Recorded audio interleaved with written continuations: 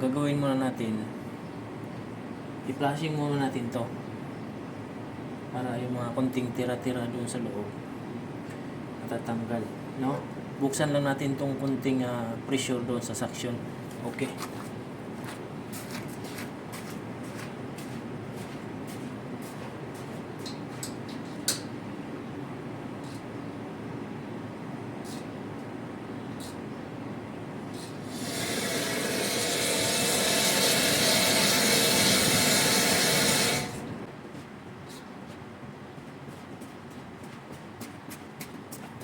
Yan, okay na.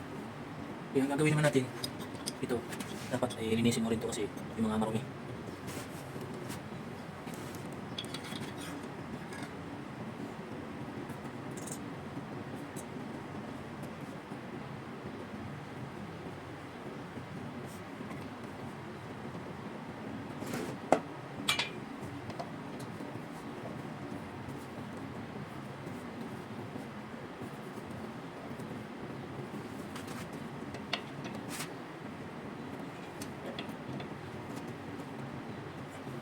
Okay. Mag-ahad na tayo ng oil, mano-mano. Mano-mano, para naman na exercise na rin. Okay, dalawang ano lang to. Dalawang ano to? Ilang liters to? Which is 3.78 liters bawat isa.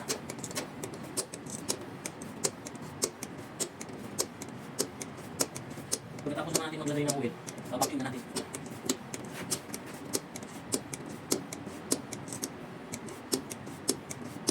Dito lang pala ang ginagawa ko pag sisuli ng kunting flashing lang, buksan mo lang kunti yung suction mo.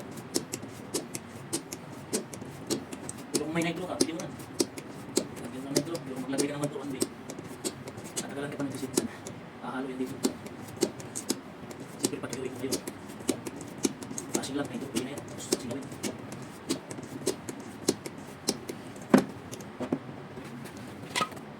Yan, tapos na tayo palit ng oil, no, dito. Bakit ko ba hindi ito nilabel dito? Pwede mo rin yan pupunuin kasi pag gumana na to, pupunta naman yan yung iba sa oil separator. At saka mayroon namang ano yan eh, yung float valve sa ilalim.